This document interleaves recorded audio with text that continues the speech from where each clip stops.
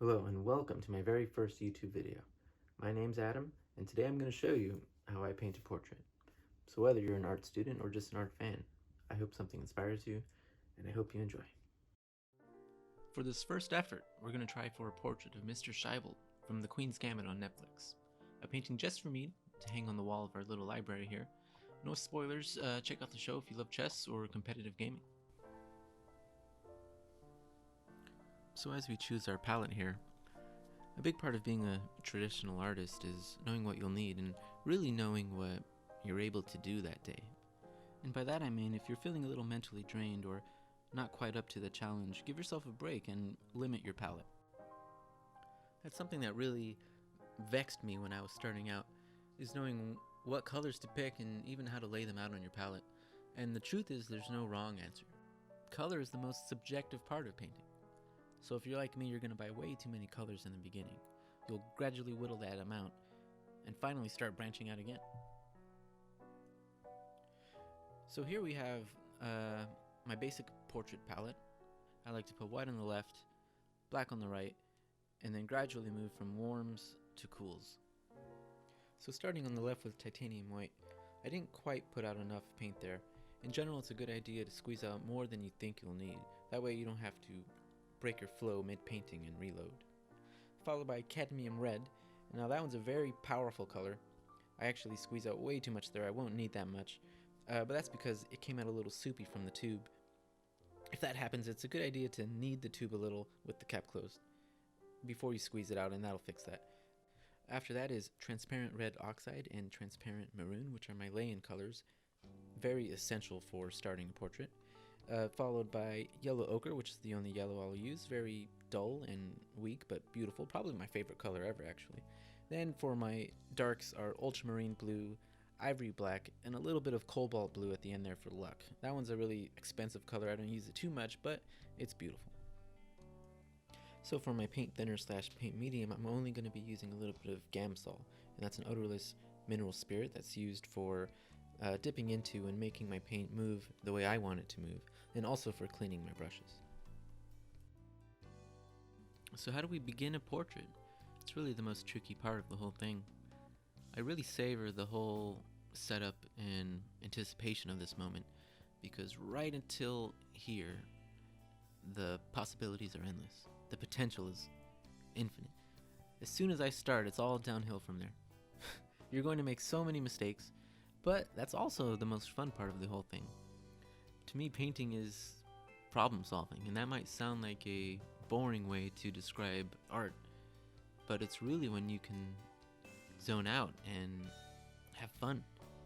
I think every time I'm struggling with a painting, I have to ask myself, am I having fun? And usually I'm not. So I start playing more, and that's when things start getting better. So to begin here, it's a very simple technique of using a worn down to the nub brush with a little transparent red oxide on it and just drawing right on the surface. It's really no more complicated than that, and that's why drawing skills are so important. If you're wanting to learn how to paint, you need to practice your drawing and treat drawing as if it's painting, and that'll save you a lot of time and a lot of money. So some key things I'm looking for as I begin my drawing here. I'm looking for what is in the light and what is not in the light, and I use line to separate those two areas, and that's basically it. That's the whole technique summed up in one sentence.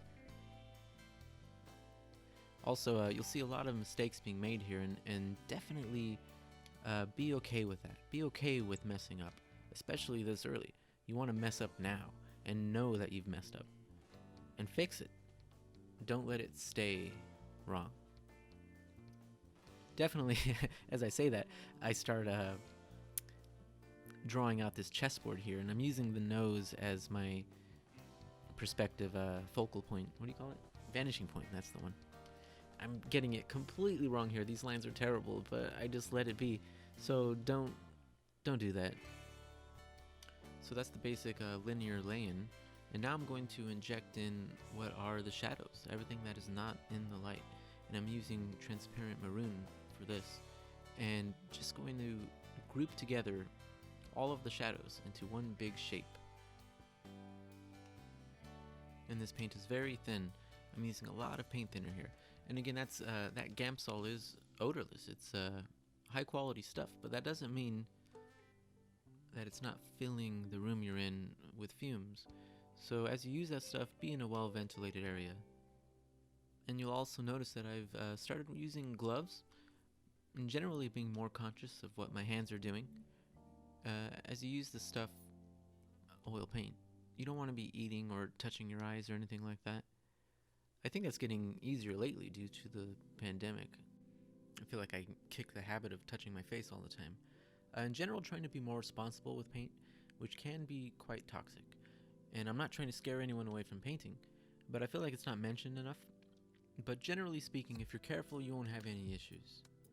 But a pro tip for washing your hands is using dish soap with grease-fighting power. That'll be a lifesaver when you're working with oils. So the total painting time here is about 1 hour and 20 minutes, which is very fast. And I'm not saying that to brag, it just means that there's going to be a lot of compromises you have to accept when you commit to doing what's called Alla prima, a gesture portrait, essentially. And that means it's done in one sitting. So it's not going to be too rendered, and the likeness may not be perfect. But what you gain by moving so quickly is a freshness and a spontaneity that I love. So it's really my impression of what I saw, and not a pure copy of it. But it's only one way to approach painting a portrait, and it's quite useful for painting from life, which is something I hope to do a lot more of. But few people are so blessed with models who will sit for hours at a time while you practice, so don't feel any shame on using photographs for reference. Every professional artist uses them.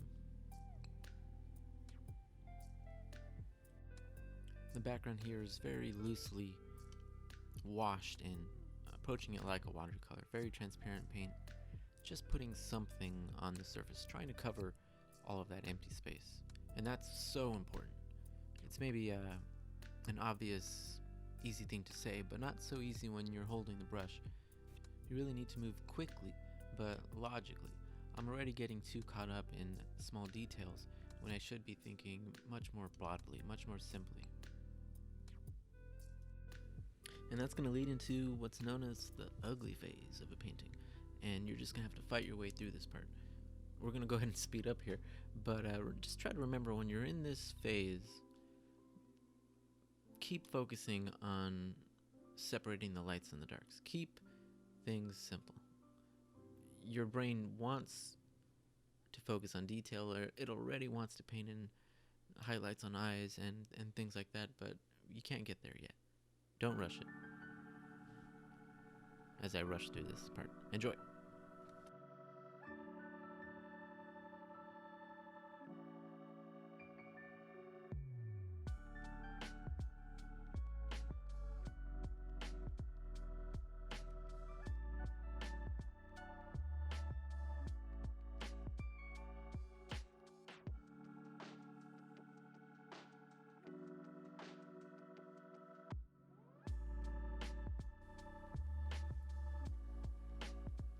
So as I keep adjusting my values, noticing that this isn't dark enough, this isn't light enough, and so on, constantly thinking those things, you'll see that I misplaced my eye here. The one on the right of the picture here is way too low, but let's see if I fix it later. And you'll notice on the nose there's a ridge of empty space there, and that's me creeping up to where the highlight will be, which is really my favorite part of the whole painting. I don't really know why, but I enjoy painting a good nose. Maybe because I have quite a big nose. I think so. So I'm adding in a little bit of hair, trying to get a little bit of green into the painting, which is a smart thing to do, especially since humans are typically very warm and have a lot of reddish tint to them, no matter the skin tone. So whenever you can cheat in a little green, it's going to be a very nice complementary color. And now you see me using a clean, dry, soft brush here. There's no paint on this brush. All I'm doing is smushing what's already on the surface. And this is a super important part of this technique. it's definitely a lazy way of blending. You really should turn your form with just changes in value and color. But I very much enjoy the look of a smoky, blurry image. So I'm using quite a bit of paint here to get the shirt started. To be honest, I don't really enjoy painting of costumes and things like that, so I leave it pretty simply stated. You could call it a style. I call it being lazy. It's something I'm trying to work on.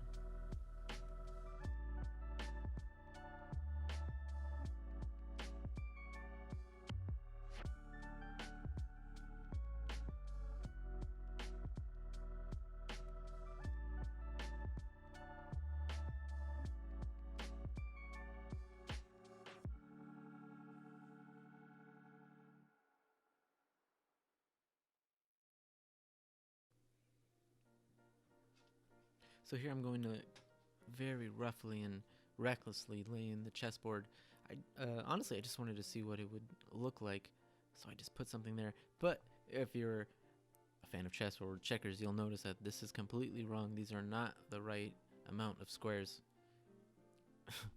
So I'll have to fix that later. I'm giving myself more work. It's really not worth it. Do it right the first time. Finally getting into a little bit of the eyes here, trying to get that eye line correct. You see that I do raise that right eye a little bit.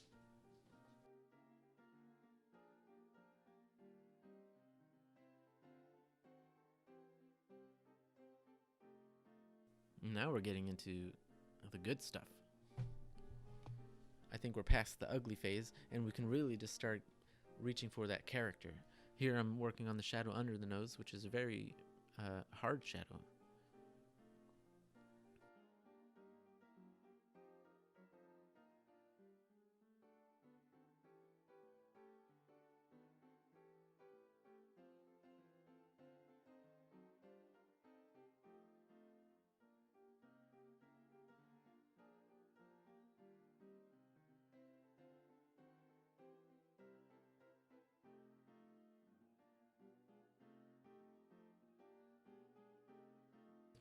A really big part of the way I paint is recognizing when you can use a paint that you've mixed, a color, in other places that you didn't intend, for that moment at least.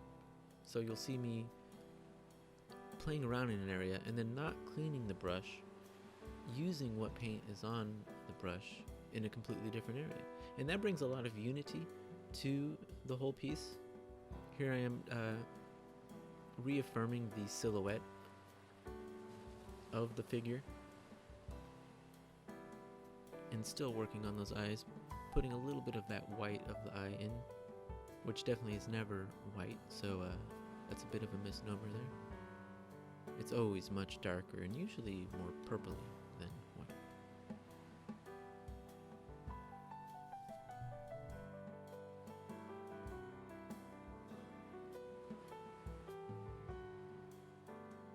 And this is the second pass with the big soft brush with no paint on it, just smushing things around again, making it nice and smoky. And this is a technique that I learned from Jeff Watts, actually. And the way he describes it is to knock it down after you've spent so much time building it up. And that's his process of painting. You build it up, you knock it down, you build it up again, you knock it down again, and you keep doing that until you have a good painting. I really live by those words. So pretty much everything I don't enjoy that I did, I'm blurring out, and you got to be brave a lot of the time. You really have to have the courage to go over the eye you just painted, hoping that it'll look better. And now we're getting into a lot of the nitty-gritty. One more time, fixing this shadow underneath the nose.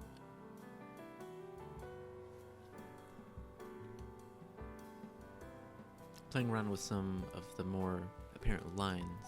I don't want anything to be too straight or too curved. Variation is always key. You see me putting a little bit of gray next to the eye there. Feeling that it was overall too warm, so little moments of gray are nice. Back into the eyes. And you can see me deciding that I favor that left eye there as the dominant eye. And that's another key thing to do when you're painting portraits. As you look at people in real life, person to person, you're looking at one eye, not both at the same time. So notice that and focus on that eye more.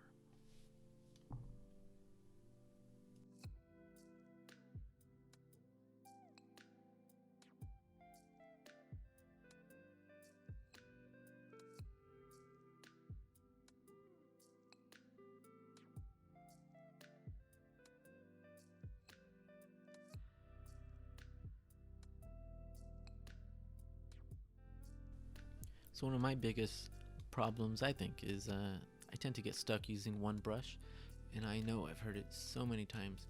Mix up your brushes, grab a different brush, because different brushes do different things, especially big brushes. And this is something I guess I could say I learned from Bob Ross.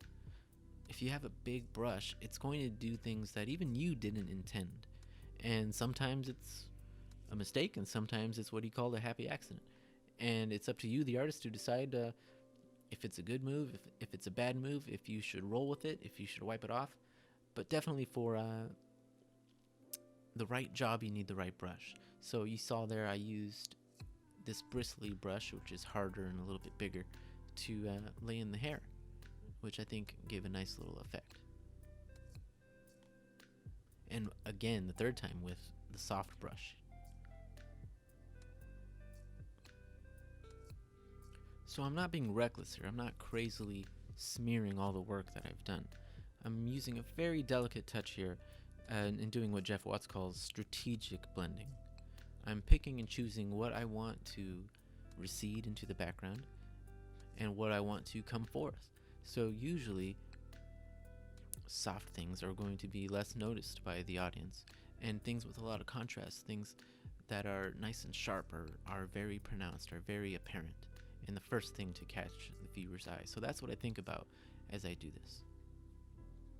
What do I want to come forward? It's usually going to be a highlight in the eye, or on the forehead, or on the nose. Those are the things that we tend to notice in real life first, not someone's ear or someone's chin or something like that.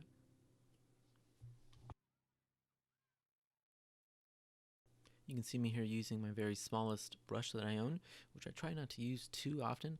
I find myself getting a little uptight when I use it, but it's crucial sometimes. Like now, as I put in the highlight of the nose. And you see me there being a little overzealous with the amount of paint I put on, but I like to put on a good amount and then play with the highlight. Really blur out a few edges, make some sharp, make some soft, and I feel like that gives a nice variation to what is the focal point of the whole piece. And working on the mustache here, just a few in focus hairs, while the rest I leave pretty blurry. I think that's a very nice look. I very much enjoy painting these kind of mustached old dudes, probably more than any other kind of person, to be honest. It's super fun just getting into all these little wrinkles and the bristly, rough nature. A lot of character in this guy's face. Very much enjoyed painting this. Very happy with the way it turned out as well. Now I'll go ahead and shut up for a while and let you guys enjoy the painting come to life.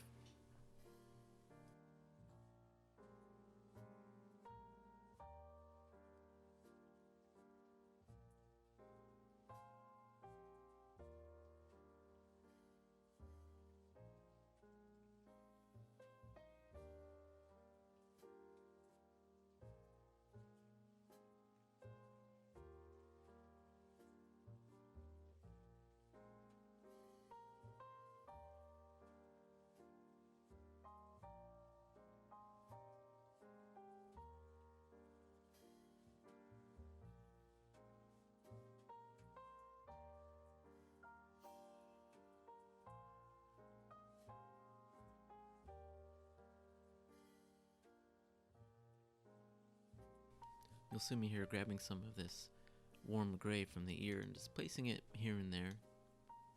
Again, trying to make things a little less red. Life is a lot of different shades of gray, as we all know. Things tend to look more lifelike when you dull things down a little. I think that's cool. I'm not the biggest color fan, to be honest.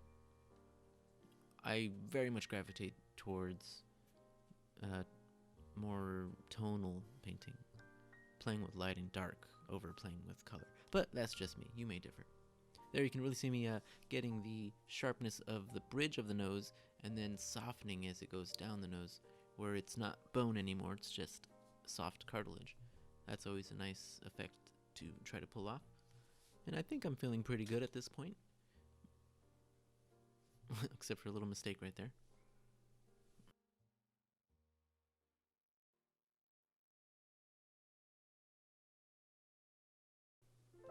This whole section here is definitely the most fun part of the painting. I feel like I accomplished what I wanted to with this character face. And the last 10 minutes, as they say, is usually the most fun.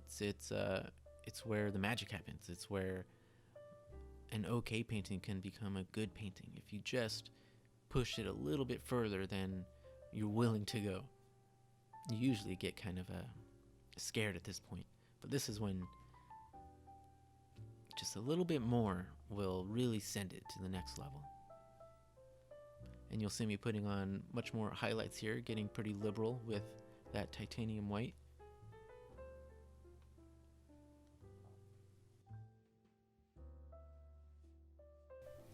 And finally, the highest of the highlights right here on the top of the head.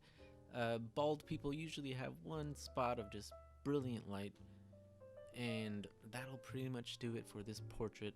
The rest is, unfortunately, to my shame, lost the footage of me painting the chessboard. You'll have to take my word for it. I did not work on it hard at all. It is so loosely painted. It is so not the focus. So you'll see just a little bit of footage here, and then it's going to get really low res. So I am sorry about that. But you've seen pretty much everything. I essentially wipe off what I have here and loosely use silhouette to paint in a few pieces. And that's about it. That's the entire painting done. Except for the signature, which you also don't see. But anyways, that'll just about do it for my very first portrait on my brand new YouTube channel. I hope you enjoyed it, but there's so much more to come. Please be sure to like and subscribe and comment so you can say that you were here since the very beginning. I post all my updates on my Twitter, and including when I'm live on Twitch. I have a brand new Patreon page, so if you're so inclined, you can support this journey that I'm on. There's cool oil painting rewards at the higher tier of support, and I'm sure I'll think of much more. Also, if you do have any suggestions for what we should paint next, or any questions about the making of art, let me know. We'll get talking, and we'll get better together. Thank you, everyone.